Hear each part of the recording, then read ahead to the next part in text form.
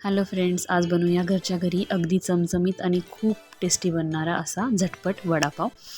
So इथे मी medium साईजचे 7 ते 8 बटाटे घेतलेले आहेत। स्वच्छ धुवून हे आपण उकडून घेतले आहेत बटाटे। आता या बटाट्यांचे आपण साल काढून घेऊया। सगळ्या बटाट्यांचे साल काढून झालेले आहेत। तुम्हाला हवं तर तुम्ही ह्या उकडलेले बटाटे असे हाताने मॅश करून किंवा छोटे छोटे तुकडे तोडून सुद्धा याचं सारण बनवू शकताय, किंवा हवं तर बटाटा किसून सुद्धा घेतला तरी चालेल। सो इथे मी गॅसवर एक कढई ठेवलेली आहे।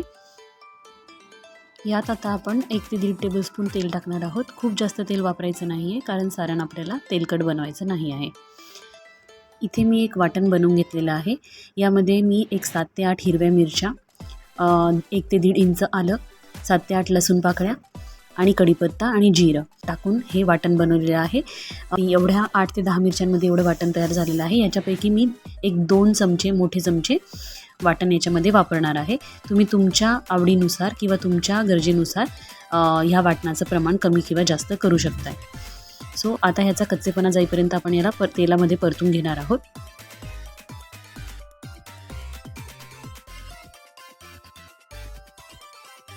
परतत असतानाच आपण याच्यामध्ये अर्धा चमचा हळद,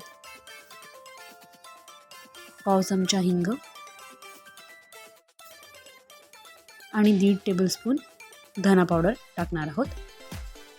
आता हे सर्व मसाले या वाटणामध्ये छान परतून घेऊया। 1 मिनिटभर तरी हे वाटण छान परतून घेणार आहोत आपण। मसाले जळू नये म्हणून याच्यावर मी थोडासा पाण्याचा हबका सुद्धा मारणार आहे। सो आता मसाले छान परतले गेलेले आहेत। खूप छान सुगंध सुद्धा येतो आहे। सो आता आपण याच्यामध्ये मॅश केलेले किंवा किसून घेतलेला बटाटा याच्यामध्ये आपण ॲड करणार आहोत।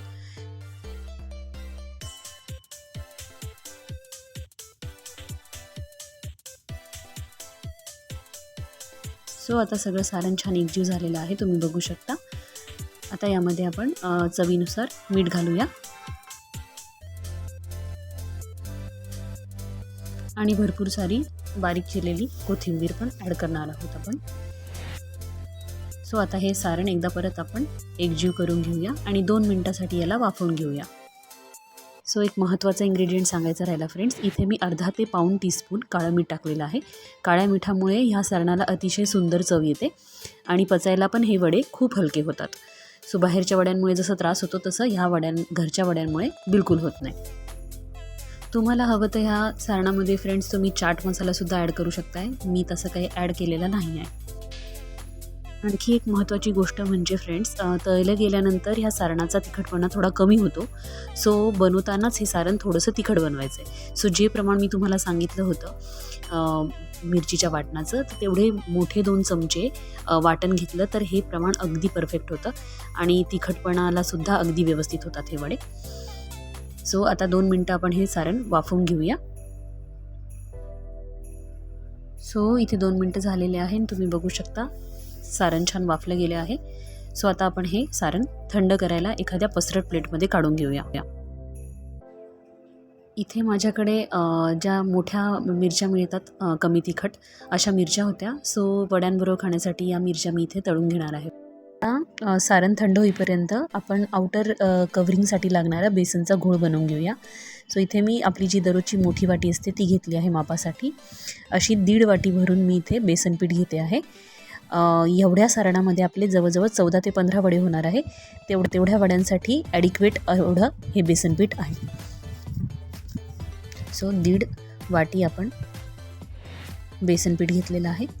यामध्ये आपण आता चवीनुसार मीठ घालणार आहोत, पाव चमचा हळद खूप जास्त घालायची नाही आहे, नाहीतर लालसर रंग येतो वड्यांना। अर्धा टीस्पून मी इथे लाल तिखटसुद्धा टाकते आहे ह्या बॅटरमध्ये, ज्याने खूप छान चव येते। आणि 1 पाव चमचा खाण्याचा सोडा आपण याच्यामध्ये ॲड करणार आहोत। सोडाचं प्रमाण खूप जास्त पण करायचं नाही, नाहीतर बटाटे वडे खूप तेल पितात। सो इथे त्याच वाटीने 1 वाटी भरून पाणी मी इथे घेतलेलं आहे। आता गरजेनुसार थोडं थोडं पाणी ॲड करून आपण हा घोळ बनवून घेणार आहोत। सो कन्सिस्टन्सी इथे फार महत्त्वाची आहे, कारण घोळ जर का आपला घट्ट झाला तर बटाट्या वड्याचं कव्हरिंग खूप जास्त थिक होणार आहे।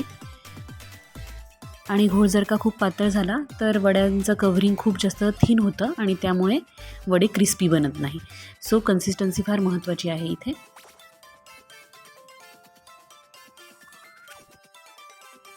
सो तुम्ही इथे बघू शकता कंटिन्युअसली असं मिक्स करत आपण हे बॅटर बनवून घेणार आहोत, जेणेकरून याच्यामध्ये लम्प्स फॉर्म होणार नाहीत आणि बॅटर अगदी सिल्की स्मूथ असं रेडी झालं आहे. तुम्ही बघू शकता कन्सिस्टन्सी ही अशी ठेवायची आहे, फ्लोईंग कन्सिस्टन्सी म्हणू आपण याला.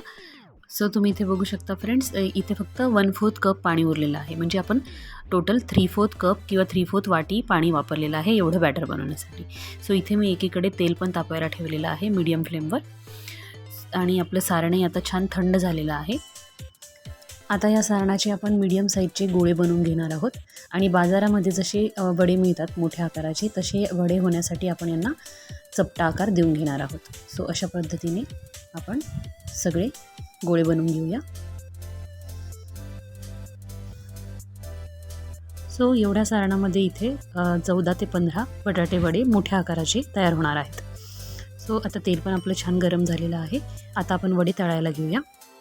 आपल्याला वडे तळण्यासाठी मीडियम गरम तेल लागणार आहे, खूप जास्त तळसलेलं तेल नको आहे. वडे सोडताना फक्त थोडी काळजी घ्यायची आहे कारण तेल गरम आहे. सो थोडं हळू वडे सोडायचे आहे, जेणेकरून तेल आपल्या हातावर वगैरे येण्याचे चान्सेस कमी होतील.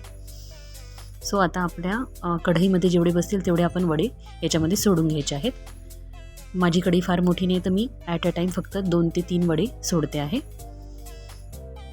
आणि सुरुवातीला 1 ते 2 मिनटं ह्या वड्यांना आपण टच पण नाही करायचं आहे, जेणेकरून त्यांचं कवरिंग थोडंसं घट्ट होईपर्यंत आपण वेट करूया. आणि हे वडे आपण मीडियम फ्लेमवरच तळणार आहोत, जेणेकरून ते आतपर्यंत छान तळले जातील.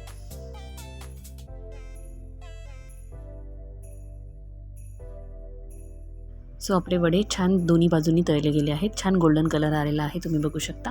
सो या स्टेजला आपण वडे काढून घेणार आहोत आणि आता ह्याच पद्धतीने आपण बाकीचे वडेसुद्धा तळून घेऊया. इथे तुम्ही बघू शकता आपलं सोड्याचं प्रमाण अगदी परफेक्ट झालेलं आहे, कारण आपले वडे बिलकुल तेलकट दिसत नाहीत, अगदी ड्राय दिसत आहेत. मी इथे तुम्हाला एक वडा ओपन करून दाखवते, जेणेकरून तुम्हाला कळेल की कव्हरिंग बघा आपलं किती छान थिन असं कव्हरिंग झालेलं आहे. त्यामुळे हे वडे बाहेरनं क्रिस्पी आणि आतून खूप सॉफ्ट झालेले आहेत. फ्रेंड्स, तुम्ही ही रेसिपी नक्की ट्राय करा. हे असे घरचे 5-6 जरी वडे तुम्ही खाल्ले तरी बिलकुल त्रास होणार नाही. फ्रेंड्स, इथे आपली मिरचीसुद्धा तळून तयार आहे, मीठ टाकलेलं आहे मी त्याच्यावर आणि मटकीचा रस्सासुद्धा तयार आहे. सो आता आपण हे गरमागरम वडे सर्व करून घेऊया. तो आपला घरच्या घरी मस्त गरमागरम वडापाव रेडी आहे फ्रेंड्स. आणि हा वडा रस्सा तर इतका मस्त झाला आहे चवीला. सो तुम्ही ही रेसिपी नक्की ट्राय करा फ्रेंड्स. आणि मी तुम्हाला खरंच सांगते की तुम्ही घरच्या घरी जेव्हा असे वडे बनवाल तेव्हा तुम्ही खरंच बाहेरचा वडापाव खाणं विसरून जाल. सो रेसिपी अगदी सोपी आहे, नक्की ट्राय करा. आणि तुम्हाला जर का माझ्या रेसिपीज आवडत असतील तर माझ्या चॅनलला नक्की सबस्क्राईब करा. सो पुन्हा भेटूया परत अशाच नवीन रेसिपीबरोबर friends. Till then bye bye. Thanks for watching.